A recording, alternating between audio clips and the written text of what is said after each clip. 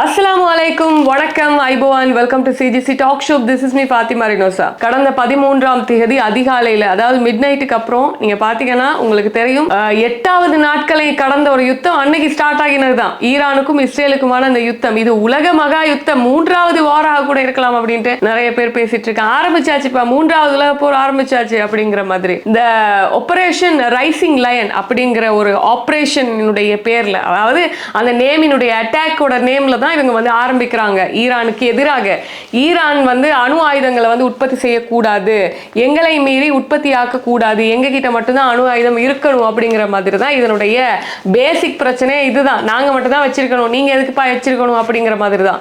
அதுக்கப்புறம் என்ன பண்ணாங்கன்னா, ஒரு ஈரானினுடைய புரட்சிகர காவல்படையின் தளபதியை வந்து கொண்டாங்க, 8 நியூக்ளியர் சயின்டிஸ்ட வந்து கொண்டாங்க, ஒரு 24 பொதுமக்களையும் கொண்டாங்க. அன்னைக்கு 8 நாட்களுக்கு முன்பாக இப்படி நடந்துட்டு இருக்கும் பொழுது ஈரானும் வந்து பதிலடி தாக்குதல் வந்து நடத்திட்டு, இப்ப ஈரானுக்கும் சேதம் அதிகமாக இருக்கு, இஸ்ரேலுக்கும் சேதம் அதிகமாக இருந்துட்டு இருக்கு. இப்படி இருக்கும் பொழுது கடந்த 18ஆம் தேதி ஈரான் என்ன பண்ணுச்சுன்னா இஸ்ரேலை தாக்கினாங்க. இஸ்ரேலை எப்படி தாக்கினாங்கன்னா செஜ்ஜில் அப்படிங்கிற ஒரு மிசைல் மூலமாக தாக்கினாங்க. இந்த செஜ்ஜில் மிசைல் பத்தி அதிகமாக நிறைய பேர் இப்ப பேசிட்டு வர்றாங்க. அது ஒரு கோஸ்ட், அது ஒரு பேய், ஈரானினுடைய ஒரு பேய் மாதிரியான ஒரு ஏவுகணை அப்படின்னு வந்து சொல்லிட்டு இருக்காங்க. இப்போ இந்த செஜ்ஜில் ஏவுகணை பத்தி ஜூன் 19 வியாழக்கிழமை இந்தியாவில் உள்ள ஈரானிய தூதரகம் IRGC-ஐ மேற்கோள் காட்டி, அதாவது த இஸ்லாமிக் ரெவல்யூஷனரி காட் கோப்ஸ், இதை வந்து மேற்கோள் காட்டி இந்த செஜ்ஜில் ஏவுகணை பற்றிய தகவல்களை வந்து வெளியிட்டிருக்காங்க. இந்த செஜ்ஜில் ஏவுகணையை 1990ஆம் ஆண்டு காலப்பகுதியிலேயே ஈரான் என்ன பண்ணியிருக்காங்கன்னா, ஈரானினுடைய ministry of defence run aerospace industries organisation வந்து உருவாக்குறதுக்கு ட்ரை பண்ணியிருக்காங்க. அப்படி உருவாக்கி அதுக்கப்புறம் 2008 தான் அவங்க முதல்லாம் பரிசோதிச்சிருக்காங்க. இப்போ அன்னைக்கு புதன்கிழமை வந்து ஏவப்பட்டுச்சு இல்லையா அந்த செஜ்ஜில் ஏவுகணை, இது வந்து நீங்க பாத்தீங்கன்னா ஒரு நடுத்தர வர்க்கமான ஒரு பெலிஸ்டிக் ரக மிசைல் அப்படின்னு சொல்லப்படுது. இதனுடைய மொத்த நீளம் வந்து நீங்க கேட்டீங்கன்னா ஆடி போயிருவீங்க, 18 மீட்டர் நீளம் அப்படின்னு சொல்றாங்க. இதனுடைய விட்ட பகுதி பாத்தீங்கன்னா 1.2 மீட்டர் விட்டம் அப்படின்னு வந்து சொல்றாங்க. இந்த செஜ்ஜில் ரக ஏவுகணை, செஜ்ஜில்னா என்னன்னு நான் உங்களுக்கு சொல்ல வரேன். கிட்டத்தட்ட இந்த மிசைலினுடைய அந்த ஏவுகணையினுடைய எடை பார்த்தீங்கன்னா 23 டன்னுங்க, அதாவது 23,600 கிலோகிராம் எடை அப்படின்னு சொல்றாங்க. இதனுடைய வெடிப்பொருள் மாத்திரம் பார்த்தீங்கன்னா 700 கிலோகிராம் வெடிப்பொருளை ஏற்றிட்டு தான் இந்த மிசைல் வந்து அட்டாக் பண்றதுக்காக போகுது அப்படின்னு சொல்றாங்க. இந்த மிசைலினுடைய பவர் என்ன தெரியுமா? 7 நிமிஷத்துல 2000 கிலோமீட்டரை தாக்கக்கூடிய அளவுக்கு பவர் வாய்ந்தது தான் இந்த செஜ்ஜில் அப்படிங்கிற இந்த மிசைல். அதோட இந்த மிசைலை உருவாக்குறதுக்காக எவ்வளவு செலவு பண்றாங்க அப்படின்னா கிட்டத்தட்ட $5 லட்சம் அப்படின்னு சொல்லப்படுது. இந்த மிசைலோட போர் முனை இருக்கு இல்லையா, அந்த முன்பகுதி இருக்கு இல்லையா, அது மாத்திரம் பாத்தீங்கன்னா 500 தொடக்கம் 1500 கிலோகிராம் வரைக்குமே எடை வாய்ந்தது அப்படின்னு சொல்லப்படுது. அதோட நீங்க பாத்தீங்கன்னா இஸ்ரேலுக்கும் ஈரானுக்குமான தூரம் கிட்டத்தட்ட 2313 கிலோமீட்டர். இந்த செஜ்ஜில் அப்படிங்கிற அந்த மிசைலை வந்து தரை வழியாக, அதாவது ஈரான்ல இருக்கக்கூடிய அணுசக்தி நிலையமான நட்டான்ஸ்ல இருந்து ஏவி விட்டாங்கன்னா கரெக்டா 7 நிமிஷத்துல போய் அட்டாக் பண்ற தகுதி வந்து இந்த செஜ்ஜிலுக்கு இருக்கு அப்படின்னு சொல்றாங்க. சரி, இந்த செஜ்ஜில்னா என்ன அப்படின்னு பாத்தீங்கன்னா, நம்ம விக்கிபீடியாவில் வந்து சர்ச் பண்ணும்பொழுது பிரிம்ஸ்டோன் அப்படிங்கிற பெயர் தான் நமக்கு கொடுக்குது. பிரிம்ஸ்டோன்னா என்னன்னு பார்க்கும்பொழுது சல்ஃபர் அப்படிங்கிறத காட்டுது. சல்ஃபர் அப்படின்னு பார்க்கும்போது அது கந்தகம். நம்ம வந்து அணுக்கள் பத்தி படிச்சிருப்போம் இல்லையா, நம்ம வந்து சயின்ஸ் பாடம் படிக்கும் பொழுது நம்ம ஹீலியம், லித்தியம், கந்தகம் அப்படிலாம் படிப்போம் இல்லையா, அது மாதிரி கந்தகம் வந்து ஒரு உலோக பொருள் அப்படின்னு சொல்றாங்க. ஸோ அந்த பிரிம்ஸ்டோன் அப்படிங்கிற பேர்ல தான் இவங்க செஜ்ஜில் அப்படிங்கிற ஒரு நேமை வந்து உருவாக்கி இருக்காங்க. இந்த செஜ்ஜிலுக்கும் சிஜ்ஜிலுக்கும் நிறைய பேர் வந்து கம்பேர் பண்ணி ஃபேஸ்புக்ல வந்து எழுதிட்டு இருக்காங்க. அதாவது அல் குர்ஆன்ல வந்து அல்ஃபீல், யானை அப்படிங்கிற ஒரு சூரா இருக்கு. அதுல வந்து நீங்க பாத்தீங்கன்னா, அலம் தர கைஃப ஃபஹல ரப்புக பி அஸ்ஹாபில் ஃபீல் அலம் யஜ்ஹல் கைதஹும் ஃபீ தலலீல் வார்சல் அலைஹிம் தைரன் அபாபீல் தர்மீஹிம் பிஹஜாரத்தின் மின் சிஜ்ஜீல் ஃபஜஅலஹும் கஅஸ்ஃபின் மஅகூல் அப்படின்னு வருது. இதுல பாத்தீங்கன்னா தர்மீஹிம் பிஹஜாரத்தின் மின் சிஜ்ஜீல் அப்படிங்கிற ஒரு சிஜ்ஜீல் அப்படிங்கிற ஒரு நேம் வருது. கெட்டியான சுடப்பட்ட சிறிய கற்களை அவை அவர்கள் மீது எரிந்தன. அதாவது இதனுடைய பொருள்கள் நீங்க பாத்தீங்கன்னா, நபியே, யானை படையினரை உங்களது இறைவன் எவ்வாறு அழியச் செய்தான் என்பதை நீர் கவனித்து பார்க்கவில்லையா அப்படிங்கிறது. அவர்களுடைய சூழ்ச்சியை அவன் வீணாக்கி விடவில்லையா? அவர்கள் மீது பறவைகளை கூட்டம் கூட்டமாக அனுப்பி வைத்தான். கெட்டியான சுடப்பட்ட சிறிய கற்களை அவை அவர்கள் மீது எரிந்தன. அதனால் அவன் அவர்களை பறவைகளால் கொத்தி தின்னப்பட்ட கதிர்களை போல் ஆக்கி அழித்து விட்டான். இந்த சிஜில் இப்படிங்கிற வேர்ட் வந்து இந்த குர்ஆன்ல வந்திருக்கு. இந்த சிஜில் அப்படிங்கிற வேர்டோட தான் கனெக்ட் பண்ணி இந்த செஜில் அப்படிங்கிற இந்த மிசைல் பத்தி நிறைய பேர் வந்து எழுதிட்டு இருக்காங்க. செஜில் அப்படிங்கறத வந்து நாம வந்து ப்ரொனவுன்ஸ் பண்ணாலும் மேபி அதனுடைய இயற்பெயர் சிஜிலாக கூட இருக்கலாம். அவங்க அதை அப்படி யூஸ் பண்ணியிருக்கலாம் அப்படிங்கிறதா. இதுதான் கரெக்ட்னு நான் சொல்ல வரல. நிறைய பேர் கம்பேர் பண்ணி எழுதிட்டு இருக்காங்க அப்படிங்கிறத நான் சொல்ல வரேன். ஸோ அவ்வளோ குர்ஆன்ல சொல்லப்பட்ட ஒரு சின்ன கற்களை கொண்டு அழித்ததன் அந்த அதே மாதிரியான ஒரு ஏவுகணையை வந்து தயாரிச்சு நாங்கள் அழிக்கிறதுக்காக வந்து பயன்படுத்தியிருக்கோம் இஸ்ரேல் அப்படின்னு சொல்லப்படுது.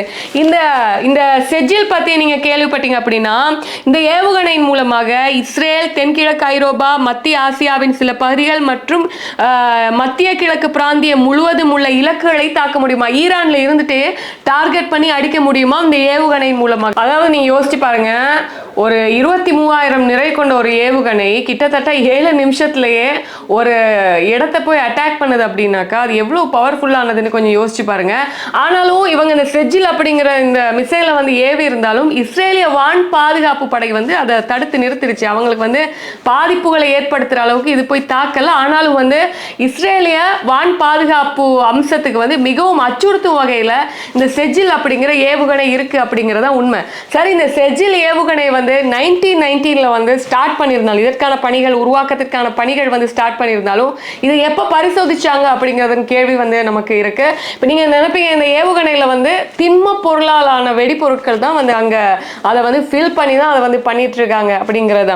அதாவது பாத்தீங்கன்னா 2008ஆம் ஆண்டு தான் இந்த ஏவுகணையை வந்து முதலா பரிசோதிக்கிறாங்க. பரிசோதனையின் போது செஜில் ஏவுகணை 800 கிலோமீட்டர் பறந்துச்சான். அந்த டைம்லயே இதை வந்து ஒரு ஃபர்ஸ்ட் டைம் வந்து பரிசோதிக்கும் போதே 800 கிலோமீட்டர் வந்து போயிருக்குன்னு சொல்றாங்க. அதுக்கப்புறமா நவீன தொழில்நுட்பம் மற்றும் அதனை வழிநடத்தும் அமைப்புக்கான சோதிப்புல வந்து மே 2009 வந்து 2வது முறையாக இந்த மிசைலை வந்து திரும்பவும் வந்து சோதிச்சிருக்கிறதாக வந்து அமெரிக்காவின் மூலோபாய மற்றும் சர்வதேச ஆய்வுக்கான மையம் வந்து சொல்லியிருக்காங்க. அதுல இன்னொரு விஷயம் அவங்க சொல்லியிருக்காங்க என்னன்னா, அதுக்கப்புறம் பாத்தீங்கன்னா நவீன தொழில்நுட்பம் மற்றும் அதனை வழிநடத்தும் அமைப்புகளை சோதிக்க மே 2009 2வது முறையாக இந்த செஜில் அப்படிங்கிற மிசைலை வந்து திரும்பவும் வந்து பரீட்சார்த்தமாக சோதிச்சு பார்த்திருக்காங்க.